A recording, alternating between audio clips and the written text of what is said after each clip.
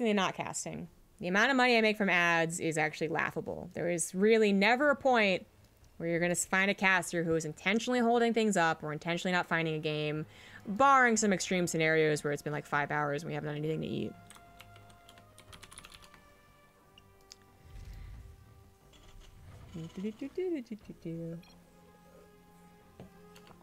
Thank you, Endersword and Ragnarok. Two great people.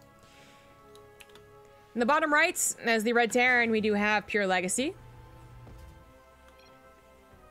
Well, I keep thinking is Protoss because I keep mixing him up, I think, with the guy he 2v2s with. In the top left, as the blue Zerg, it is JonSnow. You know, HBO has, understandably so, been rerunning the entirety of the Game of Thrones series in preparation for tomorrow. And at times that is the only thing to watch, so... I was flipping through. I was catching some of the old episodes, and I happened to catch the Ygritte episodes. JonSnow. I think they're such a cute couple in real life. Ygritte in the books is supposed to be homely, which, by the way, it was the first time I actually looked into what homely means. I always thought that it was a nice thing. It's not a nice thing. It means they're ugly. I thought it meant, like, you know, it reminded you of home. Like, they're not, like, drop-dead gorgeous, but, like, they were okay, and apparently not.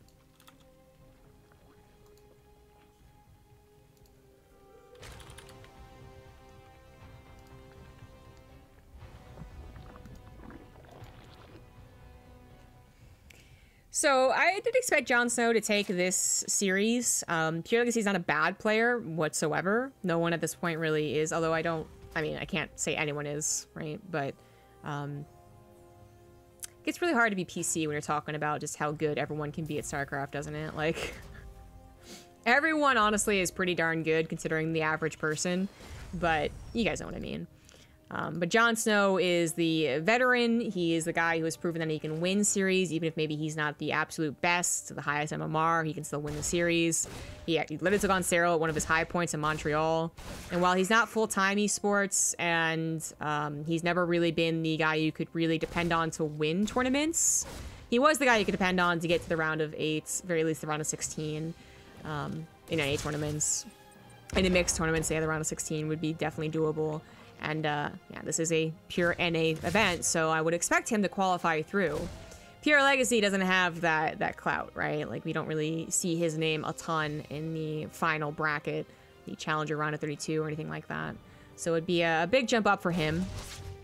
And before anyone mentions it, PureLegacy does have a bit of a drama llama past. He's been in trouble a little bit here and there, but I shan't talk about that. I'm just here to watch some great TVZ. But JonSnow does seem to have a habit of finding the somewhat controversial matches in these qualifiers, it seems. Anyways. I imagine things you bouncing in place. I'm bouncing, yeah. That's what happens when you bounce your foot up and down.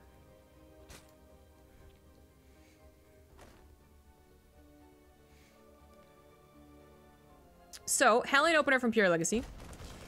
Has that single Marine to try and deny some vision, but that doesn't really work because there's a Ling just scouting everything and denying your starport. So a little bit awkward, but who expects a single Ling to try and scout, right? So the Hellions missed it. It didn't scout anything too important. Honestly, it even is like a... I don't want to say useless scout, really, because it did delay the Banshees a little bit, but... you know, a later time, maybe literally right now, you could perhaps see an armory start, which would be the real danger there. As far as an opener goes, Hellion Banshee would be even the expected. Still nice to scout, of course, of course. Hellions will just dodge around here. If they're feeling frisky, they can go ahead and try and dodge into Not Natural past the Queens, but they'd have to basically be gambling their lives. The Queens would be out of position, and if JonSnow were a greedy boy, he would lose drones, but any Lings in this scenario means that the Hellions wouldn't be worth losing. Third TC is on the way, as expected and scouted again by a single Ling. JonSnow has all the intel here and is getting all the macro set up. Live commentating tier 2 would be lolsy. I mean, I wouldn't be able to show it, so. All right, Queens are still going to be in danger to that many Hellions all firing at once. They do take care of a couple creep tumors, and the Banshee on top of it all. Yes, that is a lot of just straight up damage. So JonSnow needs to be a little bit careful, especially because he didn't have an Overseer quite ready to go, but there it is now. So with any amount of Lings, with 4 Queens, with Transfuse, JonSnow has got this on lockdown, probably. The Hellions are going to try and dart through. There are some Banelings waiting, and that won't quite be an open entrance in the natural, though it was, I could see how it would be tempting. Mech follow-up from our Terran player, not unexpected. Kind of figured that this was how he played. Armory is finally on the way for an upgrade. What's it going to be? It's going to be tanks. It's going to be Cyclones. We'll pretty much see when he chooses his armor upgrade. Or that. Or we see that. Okay, that's also, yep. Cyclones it is.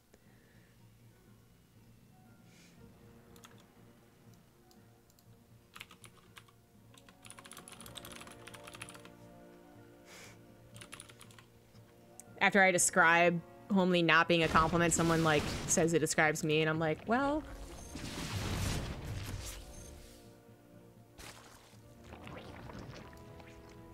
How do I link a definition?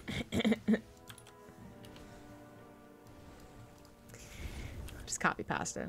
All right, so Hydralisk are on the way. Baneling, Hydralisk, JonSnow. I don't know what their first game looked like, so maybe PureLegacy did play with Bio.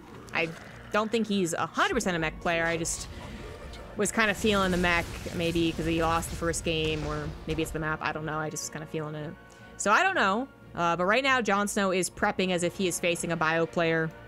He should know with the Cyclones, of course, now that it's going to be Cyclone mech, and he could just go ahead and continue with Baneling Hydra. It is arguably more dangerous to use. If you don't get those surrounds, if you do go through a choke, your Hellions get roasted, your Banelings get roasted too, and then the Hydras are left alone, defenseless, as opposed to Mass Hydra, where you just have so many, they're not really ever defenseless, or Mass Roach, which does take extra damage from the Cyclones, but does well against the Hellions, you know? But we'll see how it goes. If he gets a surround, if he gets connections with his Banelings, then that's the ideal. You take out the Hellbats, the Hellions, and then you get on top of the Cyclones. We also have PureLegacy, understandably, usually is what you do, only going for the armor upgrade first. And the Blue Flame was, I think, only just research as he saw Baneling. We've even seen other Terrans push that off even more, expecting maybe Roaches. But Blue Flame is very important to have against such a style. If you didn't guess that, I don't know what to tell you. The Lings almost get that surround, and while they don't get a perfect surround, they still do a lot of damage here. Baneling's getting some decent connections, not quite reaching all those Hellions. Cyclone just a damage, not killed. Not bad, kind of gets him off his lawn. Get off my lawn! And that is important, because the lawn here is creep spread, and the further PureLegacy pushes back the creep spread, the more chances he has to do even like an actually damaging attack later on in the game. Creep spread still a very important part of this matchup, no matter what style you go for.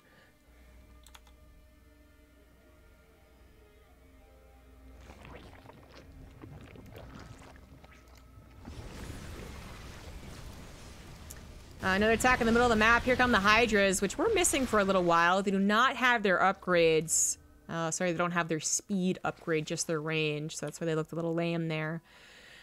PureLegacy already on a 4th base is actually macroing quite well. And there's a lot of things to do when you're playing this style. You kind of have to keep up on that creep denial. You have to keep up on the trades. And you have to expand maybe faster than you would expect. And it's going pretty well. Also transferring over into Liberators. I keep saying you have to be aggressive with the style, but also noting that there are definitely ways to play more passively into it. If you can get to Liberators, if you can get to 4 bases with Liberator and still kind of control the creep whatsoever. And this creep was at least a little bit controlled. The Liberator edition can make things look good even if you aren't the most hyperactive Cyclone user ever. Even if you're not running around with Hellions and whatnot. But usually those really sick games come along with like a lot of trades. But yeah, that's okay. If you can get to close to max out, this is still an army that's difficult to attend to, even if you know how to. And JonSnow clearly knows how to. He's got some decent creep spread. He's got 7 Vipers on the way. Love that number. I think more Vipers, more better in most cases, but especially against Cyclone Liberator. And yeah, has been doing a great job keeping his economy pretty much undamaged. pretty much. So the Vipers will be able to help out against the Cyclones as well as the Liberators. They will have a lot of abducts if they're fully energized. And that's what's going to be quite useful. They can also occasionally do some decent blinding clouds, although keep in mind, the Cyclone spell, the lock-on does shoot through that. And they could even go for some parasitic bombs if they see the opportunity against a clumped up group of Liberators. Point is, there's so many options, and it's so darn good, especially if you're the aggressor. If you're not the one that's pinned back, if you actually have room to maneuver and control the game, Vipers look really, really, really good. Blue Flame does a lot of damage to Lings, guys. It really does. But Banelings actually aren't light, so they can take a few shots. Still gonna try and connect. They're gonna try their darndest. Baneling has a dream. And the dream is dead.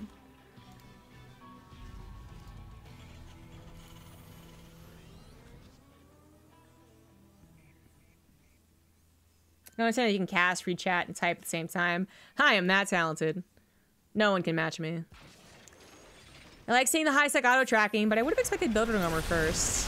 Oh, the abducts are so brutal. Oh my god, they're brutal.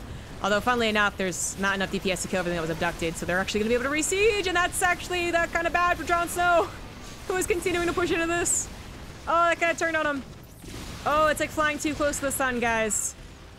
You do take the Liberators out of the siege position, which sometimes is the ultimate goal, but you don't kill the Liberators and they re-siege, and you're taking damage from the Cyclones and the Hellbats, or the Hellions, sorry. I keep saying Hellbats, but it's always been Hellions. Then maybe it's not so good, and you should have been a little more patient with those abducts. I'm thinking JonSnow realized that as well and be a little more, yeah, patient. Just be a little more patient. Cool little slow Overlord drop was what was dealing damage there, but not a lot. Lings are ultimately the easiest thing to clean up as a mech player. Your Hellions produce fast, they produce in high numbers, they're going to react pretty quickly. But still a cool idea. 3-3 is on the way, and also +2 missile, so Johnson's going to be pretty well upgraded. No Spire yet, though, for Greater Spire. He's just sticking on this lair-based comp, and that can be fine. It actually can be even better than going straight to a Greater Spire. But you do need to start taking better trades than what just happened there. Liberators, once again, picked through, but a little bit slower this time. But they're still not being focus fired, and these 3 Liberators are still doing a ton of damage. They do one-shot those Hydras, or close to it. Close to it. Very close to it. And they do attack pretty quickly, all things considered. So with the Liberator range that was available there, JonSnow once again, I think, just overestimating his position and actually committing as opposed to dragging and running away. Drag for Liberators, run away. Drag for Liberators, run away. Drag for Cyclones, run away. He's actually staying and taking a fight, which I'm thinking is the majority of the problem. There's actually a game, you guys, if you want to be super cool analysts or whatever, you could probably go ahead and dig up the Serral replays from Winter against the Terran he was playing. Was it Winter?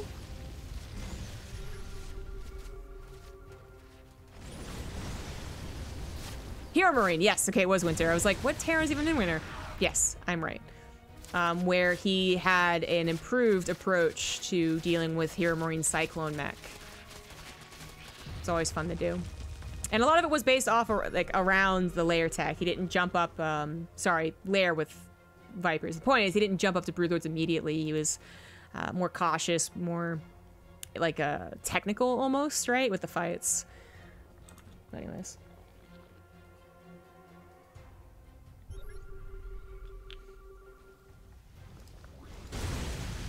Some Liberator harassment, always difficult to deal with, but it is scouted long in advance by JonSnow, so he has plenty to deal with that.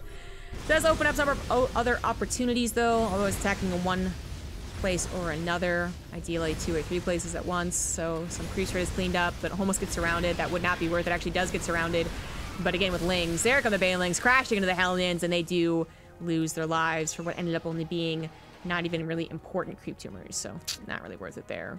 But minerals are what PureLegacy can afford to give away. He's already investing all the mineral bank he has into more command centers on a 5th base.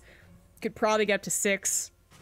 JonSnow is not slowing down his expansions too poorly either. I believe this is going to be another one. Yep, there we go. But if you allow the mech player, if it's Cyclone or Tank mech, to get the equal number of bases to you, it's not great. It's usually not what you want. JonSnow is taking the cuts here. Slice and dice the army and back away. Liberators with range are definitely a good addition to this army. You can see how many there are now. That's insane. 14. That's pretty crazy. And in a choke like that, there's no way you're running through it. But you could also go into Aspire for Corruptors, which is probably going to be the better call. The Cyclone count has actually dipped quite low. They've been killed, and when they're killed, they're being replaced by what is now Thors, as well as the Liberators. So Corruptors would be really great, when usually it's kind of a question mark. Do the Corruptors get a good angle on the Liberators, or are they locked on by the Cyclones and die very, very quickly? It's the balance. It's the micro you have to do. But that's also sometimes the only option, because Vipers, actually, I guess not that much more expensive than Corruptors, but take longer to build, and you don't want to be losing them. Trying to dive on top of Liberators if you can avoid it.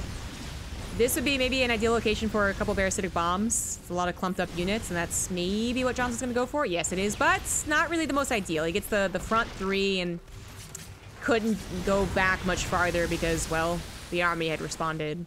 These Thors are in single target mode, which is usually reserved for Broodlords, but in this case, going to be very good against the Vipers and the Corruptors. PureLegacy is really digging into JonSnow here. JonSnow has not had a good, direct, straight-up engagement yet. And now that he's on the ropes, he's going to be forced into taking just one big engagement. He doesn't really have a lot of time to continue poking forward here. So he's going to try to go for a big surround. It is a big surround, but so many Liberators. Does he actually have enough anti-air? He's not killing the Liberators fast enough. All that ground army is dying to them, but at the same time, there's not much ground army for PureLegacy either, so what an awkward fight.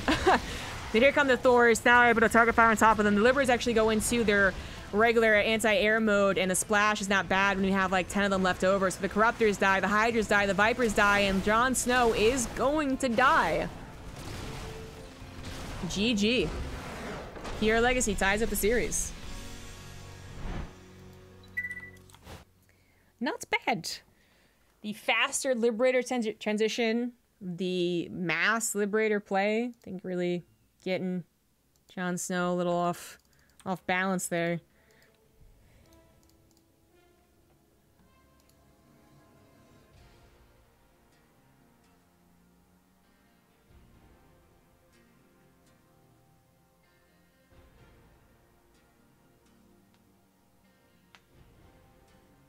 You guys have moved on to talking about food, which is cool. Can't have food. I already had my daily calorie limit.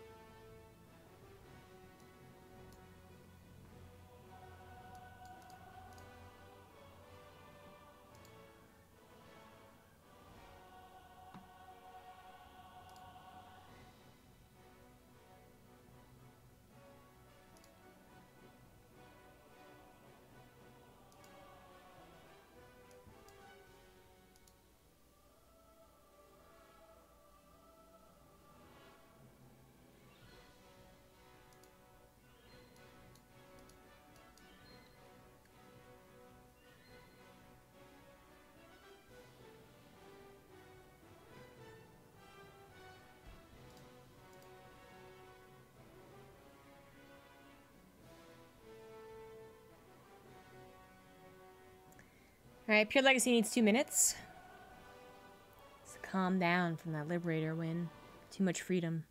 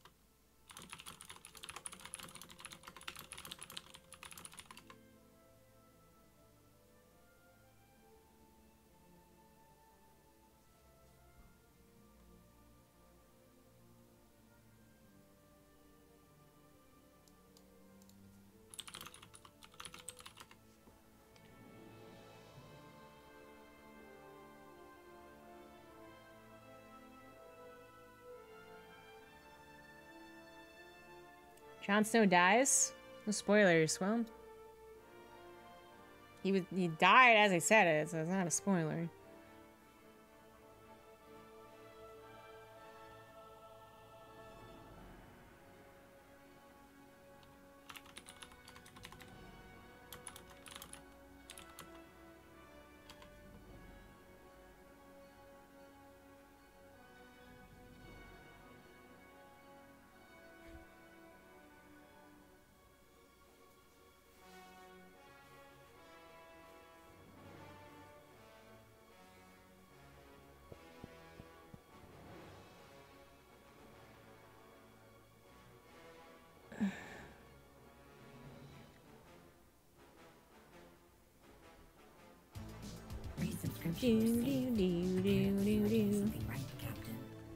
Thank you, Yarp, for the gifted sub to Nathanius.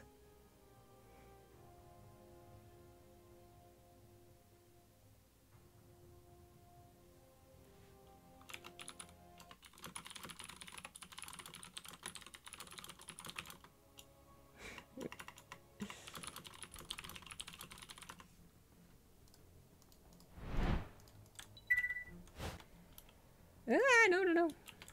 It's all tied up. As I get the right buttons pressed in the top left is the red tear, and it is PureLegacy. In the bottom right is the blue Zerg. It is JonSnow. Missing the sound of the... I'm not even sure what to call the mineral mining. Man, what is that sound that drones do? Like, Terran's got a buzzsaw, and if the drones are the mechanical ones, they have a buzzsaw, but... I'm not even sure what to call that sound.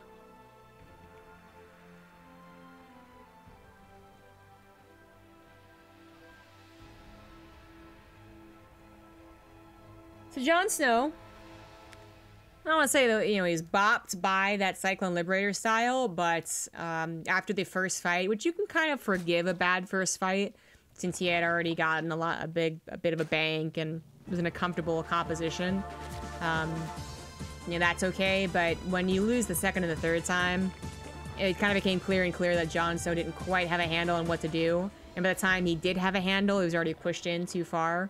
If he ever did, actually. He might still look at that game and be like, huh, I thought I had that. I wonder what I did wrong.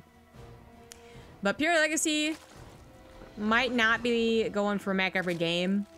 JonSnow did end up playing with Ling Hydra against the Cyclone mech, so maybe he did go for the exact same thing in the first game, and JonSnow just had a faster response to it, some better fights.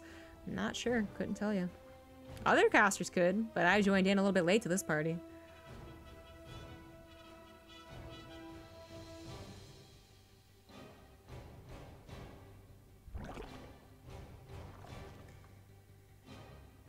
Third hatch is taken in a very odd way. He goes around the bend and through the wilderness and... Okay.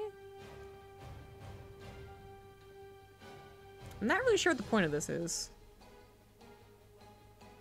I would say to out the Reaper, but then it's still in the Reaper's vision.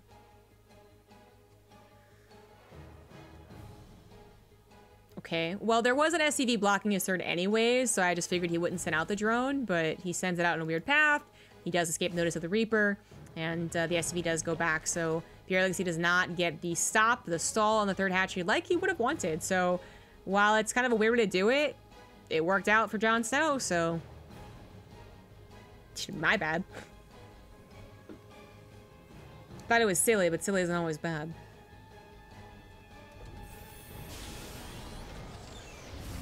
Starport now on the way. Swap off of the factory. Big surprise there.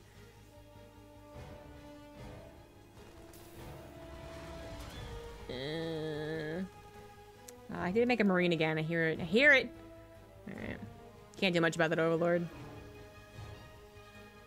Zergs nowadays do usually only have one Overlord around to scout their opponents. In ZVT and ZVP anyways.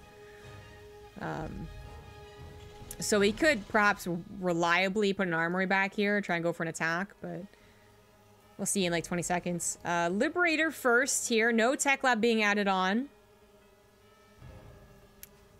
Does he add a medevac to it? Does he add another Liberator? I want to say a second Liberator. And just some Hellion harassment. Wall's going down on the ramp here, so it's not actually a wall. You can definitely still go up this side, but if you can survive, if you're not being attacked, you don't need a wall here, then more power to you. Lings are trying to get to the main base again, and they do! JonSnow was very good about this last game. They're going to see a tech labless starport. They're going to have the spore crawlers prepared in anti-liberator positions instead of just right smack dab in the mineral line. Queens deal with the Hellions okay. The Lings were actually out of position, but there weren't that many Rosie-Toasty drones anyways, so it would have been quite worthless to sacrifice them for 3 or 4 drones.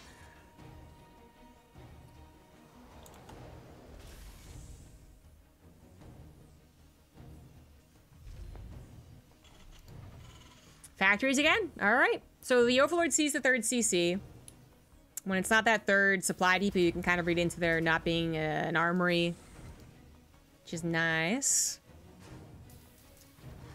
And mech again. Okay. Tech Lab's going to be chopped over to the factories, and I guess we're going to be going into Cyclones again. If it worked last game, I should be doing it here again. This one. JonSnow delayed that lair because he knew that he could, so instead of 4 minutes, it's 5 minutes. He's already up to 51 drones. Not too shabby for him. But despite PureLegacy probably doing mech every single game. Probably. JonSnow is not going to try and open up the Roach Warren. Perhaps just likes the flexibility, the way that you can play around with Lings more so than the Roaches, which, you know, sometimes you watch Roaches when they get speed, when they're on creep spread, they're okay at getting some partial surrounds, at catching the opponent by surprise. You can play around with Burrow as well, right? They're not quite the same ever as Lings. And it's not like I can really talk badly about how JonSnow played that last game when I talk about the early to mid game, at least. It was a late game where the zealousness, is that a word? Being overzealous about pulling in those Liberators and not actually cutting into the growing Liberator count fast enough. I think that really started to turn on him. Barely saves that Queen. This is some nice creep denial. And yeah, Cyclones again. 1-1, central hooks, okay. It's gonna be very similar to the last game.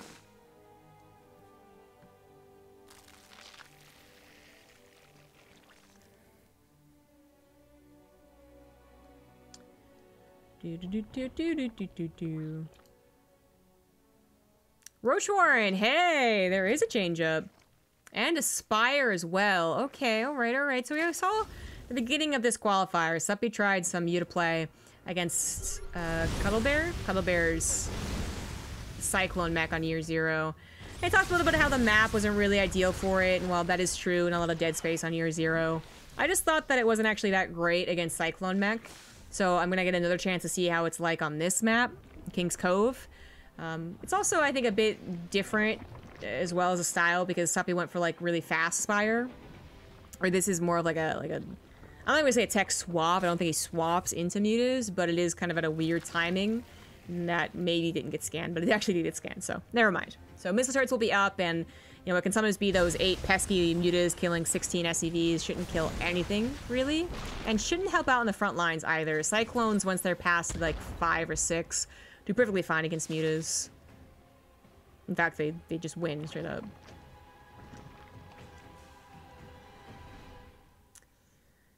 Blue Flame has done very fast this game. It was even faster than last time. But I guess reading into how JonSnow is going to like to play this style, sling-based style, even though he gets a Roach Warren, even though he gets Roach Speed, he might not actually get into the Roaches. Tempest around is actually looking okay. Failings actually do crash into about half of those Hellions, and even a Cyclone goes down there. This was not just a pesky little 8 mutas. This actually goes into 15, but is that really going to be enough? PureLegacy not stopping on the Cyclone production, is only producing right now 2 at a time. A little bit awkward. Maybe this one wasn't hotkeyed? Or I guess he's in type of minerals. Okay. Alright. Temporary stall out because he is building 3 missile turrets. It's 17 mutas? Okay, hold on. Hold on. This could be bad. This could be real bad for PureLegacy. He needs to up that Cyclone count a little bit more. And actually the Banelings damaging the Cyclones can also be looked at now more critically, since that means that like 1 Clave Worm will kill this one, and this one goes down a lot faster too. The Spire is once again scanned, but the mutas are not going to be scanned popping. They're actually just seen as they are already ready to go, and that is not enough Cyclones. JonSnow definitely playing a dangerous game. He saved up 1,500 minerals and gas to go for that strong of a swap. And I didn't expect it. PureLegacy didn't expect it. He probably just thought that since I scanned the high or the spire, you're not going to go for units at all. And it definitely turned around on him. So PureLegacy now swapping gears here, going into some Thors. See, if he had kept all the Cyclones alive, then maybe he just continues building Cyclones, right?